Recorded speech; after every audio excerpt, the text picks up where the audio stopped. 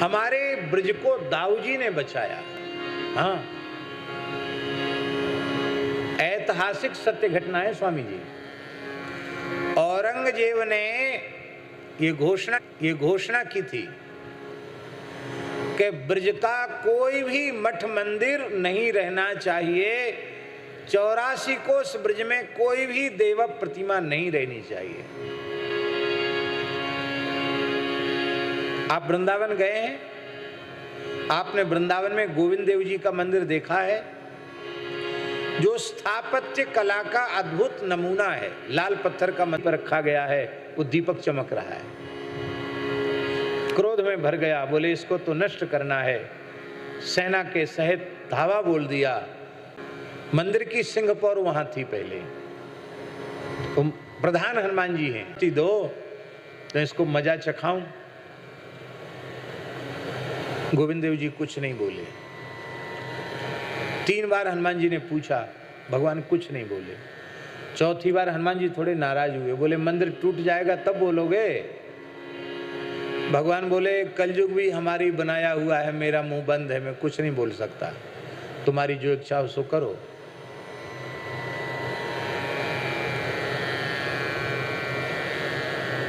दो मंजिल बचे थे केवल, 5 मंजिल तक टूट चुका था मंदिर। तब हनुमान जी से नहीं रहा गया, बोले ये तो देंगे नहीं, और अब लोग भूल जाएंगे कि वृंदावन में गोविंद देव का कोई मंदिर था।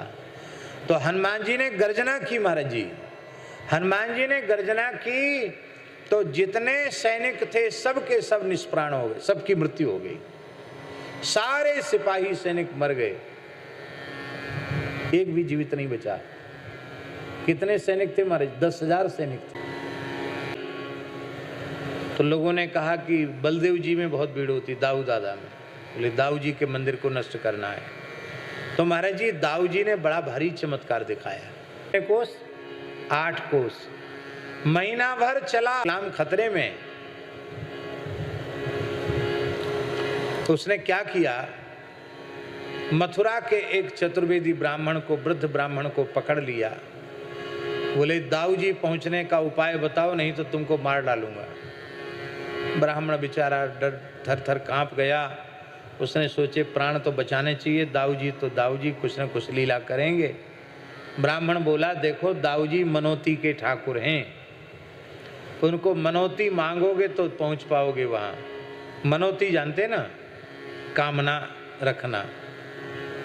तो और आप आश्चर्य करेंगे, औरंगजेब ने मनोती किया कि हम 1.25 मन माखन और 1.25 मन मिश्री, ध्वजा और हीरों से जटित कंठा, स्वर्णमय कंठा प्रदान करेंगे यदि हम दाऊ जी तक पहुंच जाएंगे तो।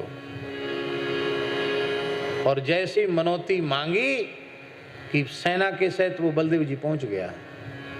पहुंचते ही उसने कहा, इधर से तो ध्वजा और कंठा सब लेके जा रहा था, वहां पहुंचते ही कहा कि मैं बुत परस्ती का विरोधी हूं, मैं किसी बुत को नहीं मानता। बुत माने मूर्ति, मैं मूर्ति नहीं मानता, तोड़ दो इस मंदिर को, तोड़ दो इस मूर्ति को।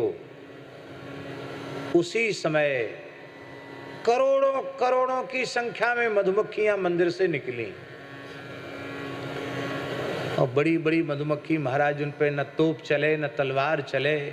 एक एक सैनिक पर हजारों हजारों मक्खियां चिपट गईं। जो दुर्बल दास थे वो मोटे दास हो गए, सब मोटे हो गए। महाराज ऐसा टॉनिक दिया दाऊ दादा ने कि दुबले पतले भी मोटे तगड़े हो गए। कितने की मृत्यु हो गई। औरंगजेब भी बहुत घायल। आज भी बलदेव छठ पर और विशेष उत्सव के समय, उसके बाद फिर ब्रज में औरंगजेब नहीं आया। बोले भैया एक एक देवता से कहां तक टक्कर लेंगे, और दाऊ जी ने ब्रज को बचा लिया। हमारे ब्रज में कहते हैं दाऊ दाऊ सब कहे, मैया कहे न कोई, दाऊ के दरबार में मैया कहे सो। हमारे ब्रज में कामनाओं को पूर्ण करने वाले 2 देवता प्रधान हैं।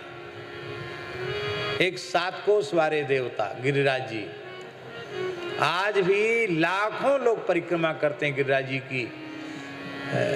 एकादशी से पूर्णिमा तक तो ये स्थिति होती है कि कितने लाख लोग परिक्रमा कर जाते हो कोई पता नहीं। 2400 घंटे गिरिराज जी को मनुष्यों की माला पड़ जाती है। एकादशी से पूर्णिमा तक आप बीच में खड़े नहीं हो सकते। आप खड़े हो जाएं तो धक्का लगते लगते 7 कोस घूम आएंगे, इतनी भीड़ होती है आज भी। इस भौतिक युग में दक्षिण भारत तक से लोग आते हैं, एकादशी से पूर्णिमा के बीच परिक्रमा करके चले जाते हैं। ये सामान्य बात नहीं। वृंदावन नहीं जाएंगे और कहीं दर्शन नहीं करेंगे। गिरिराज जी आए, परिक्रमा किए, चले गए। ब्रज में सर्वाधिक आकर्षण गिरिराज जी का है। सबकी कामनाएं पूरी होती गिरिराज जी में। और दूसरे देवता हैं श्री बलभद्र महाप्रभु, दाऊ दादा। दाऊ जी के यहाँ भी इतनी भीड़ होती है, अब 12 मास भीड़ होती दाऊ जी के यहाँ। कामना की पूर्ति करने वाले दाऊ जी। बस कुछ इच्छा हो तो गाय के गोबर से स्वस्तिक बनाना पड़ेगा, गाय के गोबर के थापे लगाने पड़ेंगे, ध्वजा चढ़ानी पड़ेगी और रेवती जी से कहना पड़ेगा कि मेरी अमुक अभिलाषा है, आप दादा को कह देना, जिससे फाइल पर हस्ताक्षर जल्दी हो जाए। हैं? इसलिए दाऊ के दरबार में मैया कहे सो होए। रेवती जी की मोहर लग जाती, तब दाऊ दादा के यहाँ वो बात स्वीकृत हो जाती है।